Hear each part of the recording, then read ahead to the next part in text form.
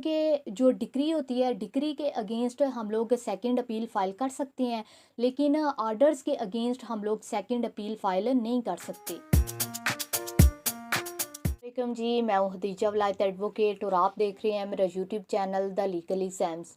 ये lecture law gate series का third lecture है सीपीसी का। इससे पहले हम लोग सेक्शन 1 से लेके 47 तक कवर कर चुके हैं। इस लेक्चर में हम लोग बाकी के सेक्शंस को कवर करेंगे। सेक्शन 75 जो कि अपॉइंटमेंट ऑफ कमीशन से डील करता है, इसको इंसिडेंटल प्रोसीडिंग्स भी कहते हैं।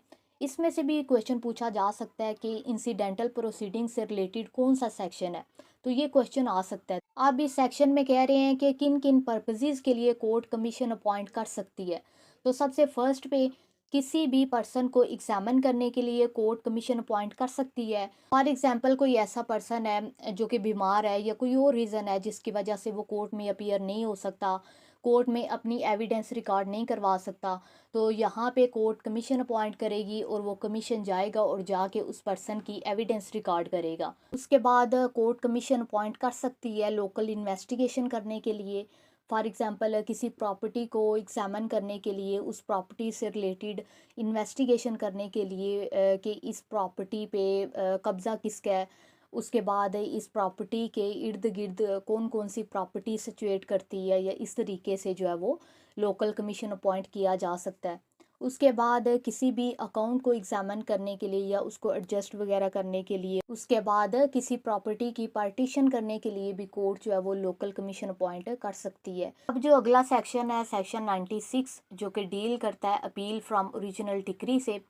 इस सेक्शन को डिस्कस करने से पहले दो चीज़ों का हम लोग मीनिंग देखेंगे, अपील और ओरिजिनल डिक्री। अब अपील का क्या मतलब है?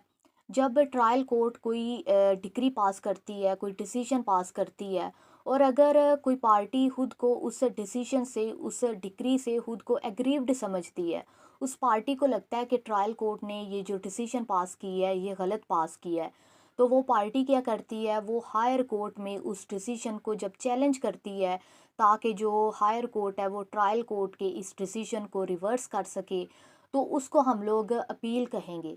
अब ओरिजिनल डिक्री का मीनिंग देखते हैं।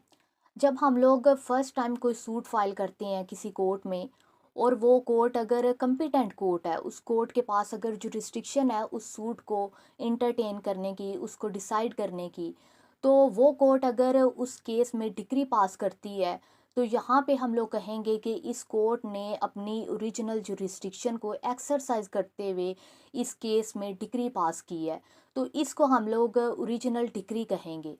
अब सेक्शन 96 क्लास 1, इसमें कह रहे हैं से वेयर अदरवाइज एक्सप्रेसली प्रोवाइडेड।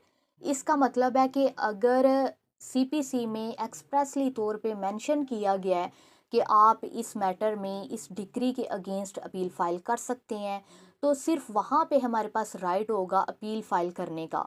या फिर अगर किसी स्पेशल लॉ में मेंशन किया गया है कि आप अपील फाइल कर सकते हैं, तो सिर्फ वहाँ पे हमारे पास राइट होगा अपील फाइल करने का। अदरवाइज़ हम लोग अपील फाइल नहीं कर सकते अगर सीपीसी में या फिर किसी स्पेशल लॉ में मेंशन नहीं किया गया। तो इस चीज़ से हमें पता चलता है कि ये जो अपील फाइल करने का राइट है ये स्टैट्यूटरी राइट है। अगर तो स्टैचू में लिखा हुआ है कि आप अपील फाइल कर सकते हैं, तो तभी हम लोग ये जो राइट है हमारा अपील फाइल करने का, इसको एक्सरसाइज कर सकते हैं। अदरवाइज ये हमारा इनहेरेंट राइट नहीं होता। अब क्लास 1 में एक जनरल रूल दिया गया है कि हर डिक्री जो एक कोर्ट ने अपनी ओरिजिनल जुरिस्डिक्शन को एक्सरसाइज करते हुए पास की है, उसके अगेंस्ट हम लोग अपील फाइल कर सकते हैं। अब क्लास 2 में कह रहे हैं कि अगर कोई एक्स पार्टी डिक्री भी है, तो उसके अगेंस्ट भी हम लोग अपील फाइल कर सकते हैं।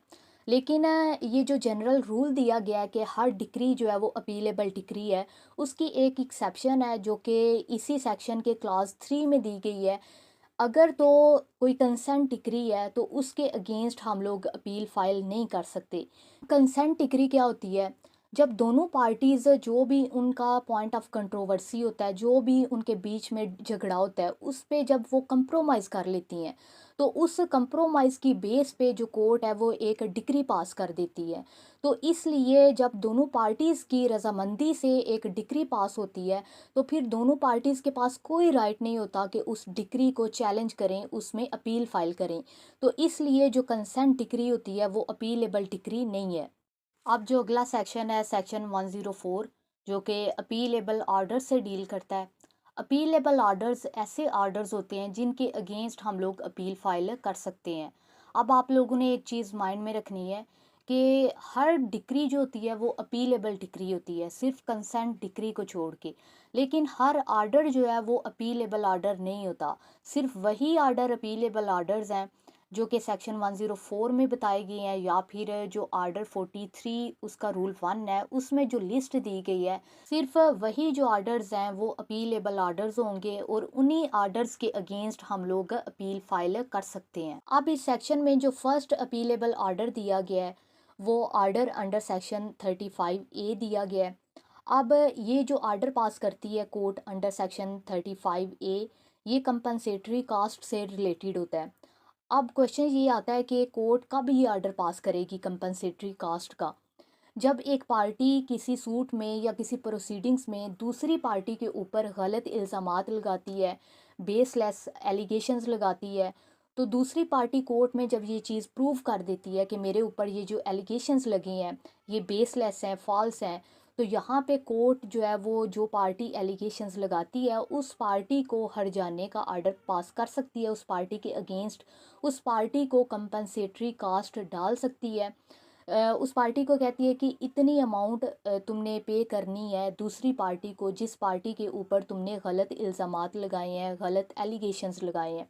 तो ये कंपनसेटरी कास्ट का आर्डर इसको कहेंगे। अब इस सेक्शन के लास्ट पे एक प्रोवाइज़ो दी गई है जो कि इसी पॉइंट से रिलेटेड है। इस प्रोवाइज़ो में कह रहे हैं कि अगर कोर्ट आर्डर पास करती है कंपनसेटरी कास्ट का, तो ये आर्डर अपीलेबल आर्डर होगा, आप इसके अगेंस्ट अपील फाइल कर सकते हैं। लेकिन इस आर्डर के अगेंस्ट आप ये अपील फाइल नहीं कर सकते कि कोर्ट ने जो कंपनसेटरी कास्ट मुझे डाली है उस कंपनसेटरी कास्ट को कम किया जाए। अब जो अगला अपीलेबल आर्डर है वो आर्डर अंडर सेक्शन 47 सीपीसी है। अब जो सेक्शन 47 है उसमें हम लोगों ने देखा था कि अगर कोई डिक्री की एग्जीक्यूशन चल रही है और एग्जीक्यूशन के दौरान अगर दोनों पार्टीज़ के बीच में कोई भी क्वेश्चन अराइज होता है, तो वो क्वेश्चन जो है वो एग्जीक्यूटिंग कोर्ट ही डिसाइड करती है। उस क्वेश्चन से रिलेटेड कोई भी पार्टी जाके फ्रेश सूट फाइल नहीं करेगी। तो यहाँ पे कह रहे हैं कि अगर जो एग्जीक्यूटिंग कोर्ट है वो किसी मैटर को डिसाइड करती है, कोई आर्डर पास करती है अंडर सेक्शन 47 सीपीसी, तो जो पार्टी है वो उस आर्डर को चैलेंज कर सकती है। वो आर्डर जो होगा वो अपीलेबल आर्डर होगा। अब जो अगला अपीलेबल आर्डर है वो आर्डर अंडर सेक्शन 95 सीपीसी है। इसमें क्या होता है कि अगर एक पार्टी इनसफिशिएंट ग्राउंड्स पे दूसरी पार्टी के अगेंस्ट कोई आर्डर ऑब्टेन कर लेती है, फॉर एग्जांपल इंजंक्शंस का ऑर्डर ऑब्टेन कर लेती है, या फिर उस पार्टी को दूसरी पार्टी को अरेस्ट करवाने का या उसकी प्रॉपर्टी को अटैच करवाने का ऑर्डर कोर्ट से ऑब्टेन कर लेती है, और बाद में कोर्ट को लगता है कि ये जो आर्डर इस पार्टी ने ऑब्टेन किया था ये इनसफिशिएंट ग्राउंड्स पे ऑब्टेन किया था, तो फिर यहाँ पे कोर्ट उस पार्टी को कंपनसेशन का आर्डर पास करती है कि तुम इतनी कंपनसेशन पे करो दूसरी पार्टी को जिस पार्टी के अगेंस्ट तुमने ये आर्डर ऑब्टेन किया था। तो ये आर्डर भी अपीलेबल आर्डर होगा, इस आर्डर के अगेंस्ट आप हायर कोर्ट में अपील फाइल कर सकते हैं।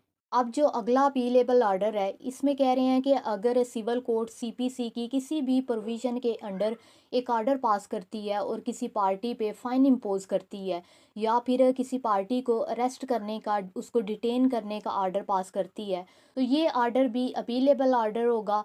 लेकिन अगर इस किस्म का आर्डर पास किया जा रहा है एग्जीक्यूशन के दौरान तो फिर वो अपीलेबल आर्डर नहीं होगा। उसके बाद आर्डर 43 रूल 1 में जो आर्डर्स दिए गए हैं वो सारे आर्डर्स अपीलेबल आर्डर्स हैं, आप उन आर्डर्स के अगेंस्ट अपील फाइल कर सकते हैं। उसके बाद इस सेक्शन के क्लास 2 में कह रहे हैं कि जितने भी अपीलेबल आर्डर्स होंगे, अगर आप अपीलेबल आर्डर्स के अगेंस्ट अपील फाइल करते हैं और एपलेट कोर्ट जब उस अपील को डिसाइड करती है, तो फिर आप एपलेट कोर्ट के उस आर्डर के अगेंस्ट फर्दर अपील फाइल नहीं कर सकते, क्योंकि जो डिक्री होती है, डिक्री के अगेंस्ट हम लोग सेकंड अपील फाइल कर सकते हैं, लेकिन आर्डर्स के अगेंस्ट हम लोग सेकंड अपील फाइल नहीं कर सकते। अब अगला सेक्शन 115 जो कि रिवीजन से डील करता है।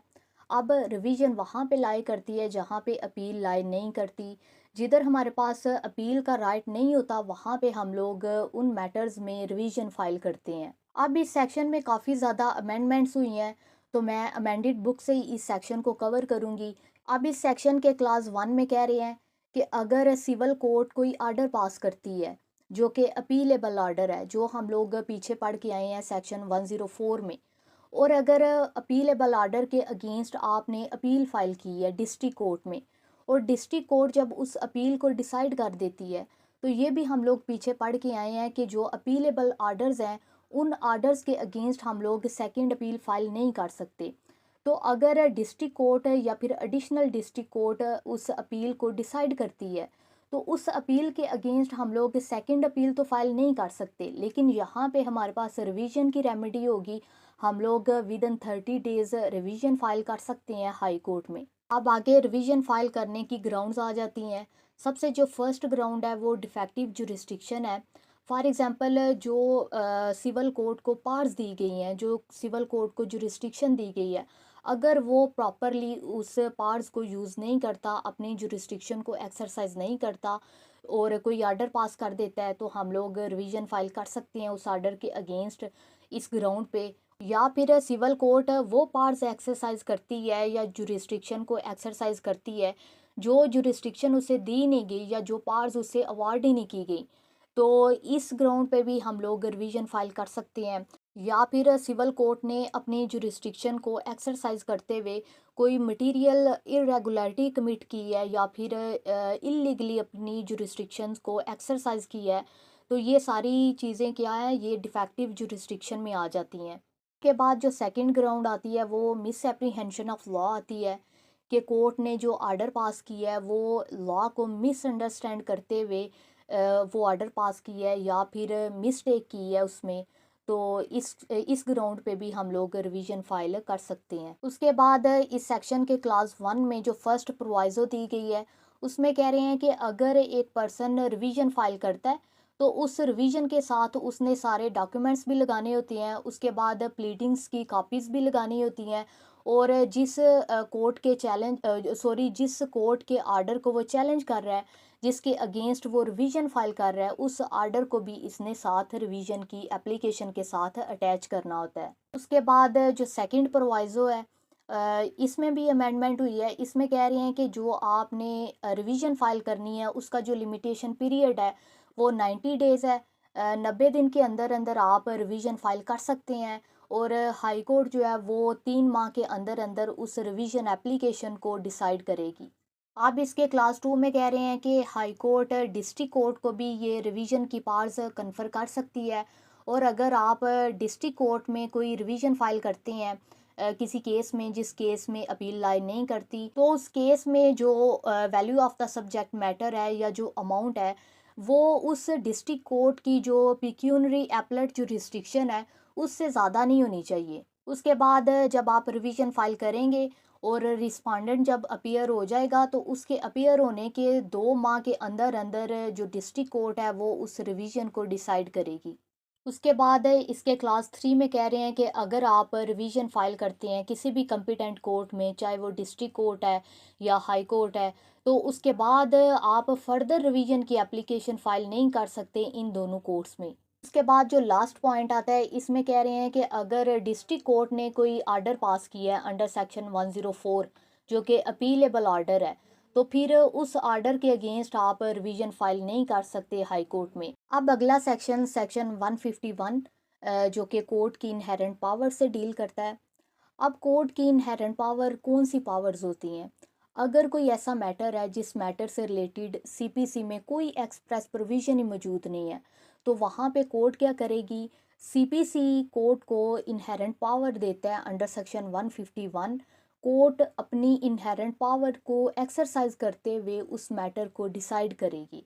अब क्वेश्चन ये आता है कि कोर्ट कब अपनी इनहेरेंट पावर्स को यूज़ कर सकती है। अगर तो सीपीसी में एक्सप्रेसली तौर पे कोई प्रोविज़न मौजूद है किसी मैटर से रिलेटेड, किसी मैटर को डिसाइड करने के लिए कोई लॉ मौजूद है, तो फिर कोर्ट उसी लॉ के अंडर, उसी प्रोविज़न के अंडर उस मैटर को डिसाइड करेगी।